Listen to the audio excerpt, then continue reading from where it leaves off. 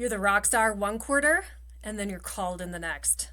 You make the plan Sunday night, and by Tuesday, it's already gone. If that sounds familiar, I want to talk about what's actually driving it because it's probably not what you've been told. I'm Genie. I work with adults who have ADHD, autism, or both, and this is one of the most consistent things I see. Things work great when the pressure's on, and they fall apart when it lets up. And the person spends years thinking they just can't keep it together. I want to walk you through what's really going on because once you see it, the way out maybe gets a lot clearer. Let me start with a client of mine. Their work moves in phases across the quarter. It starts slow and quiet, and then the last month hits and it's go time. And here's the thing, go time is the easy part for them.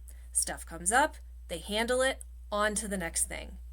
It's the quiet stretch that's hard, when there's no deadline breathing down their neck. They can't structure their time, they lose momentum, and then they get dinged in performance reviews for procrastinating. And maybe you know that feeling. Something happens, a close call, a hard conversation, a deadline you can't move, and all of a sudden, you're on it. You make the plan. You're organized, you're ahead of things, and for a couple of weeks, it really works. Then the urgency wears off, and the whole thing just kind of fizzles out. That's not you being inconsistent. It's not a character flaw. A lot of ADHD brains work just this way. Urgency is one of the only things that reliably flips the switch. A deadline flips it. A crisis flips it. The risk of losing something you care about flips it. And when none of that is happening, the switch just kind of stays off or a lot dimmer. Not because you don't care, the thing that gets other people moving just isn't firing for you. So the cycle keeps going. Something catches fire, you get clear, you get moving, the fire goes out or dims a bit, you crash, and you wait for the next one, all the while feeling bad about yourself for dropping the ball again. When you're stuck in this, the instinct is to add more structure, a better planner, a stricter schedule, more accountability, and none of that is bad, but it doesn't fix the real problem because the structure was never the thing powering you, the pressure was. So on a flat Tuesday when nothing's on fire, that shiny new planner just kind of sits there, same as the last one. What actually helps is building something that doesn't need the fire to get you going.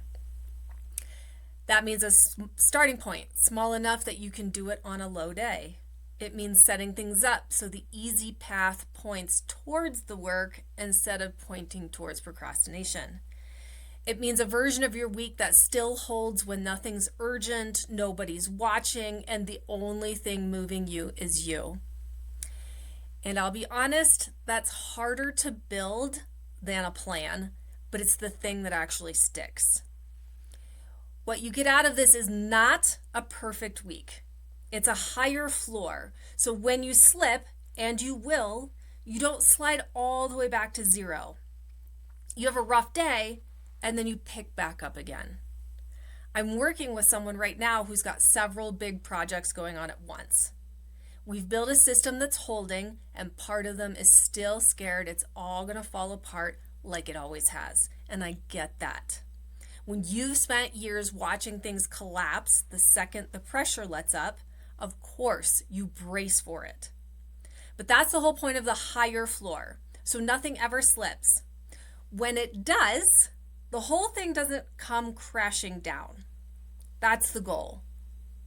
The goal is not to be a rock star when the pressure's on. The goal is to stay steady when it isn't. And if you see yourself in this, I want you to know you're not broken. This is a very common pattern that I see. It's not some fixed thing about you and your brain. It's a pattern. And the strategies that you've been told should work don't work for you. And once you understand what's driving it, you can change how you look at it.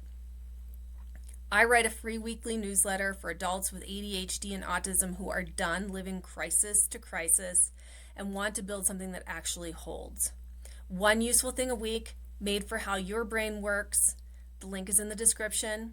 If you want to talk about working together, discovery calls are free. There's a link for that too. Or just subscribe to this channel and I'll keep the strategies coming.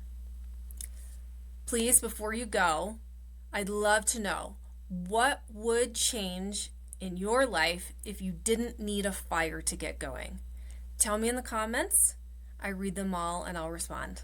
Take care.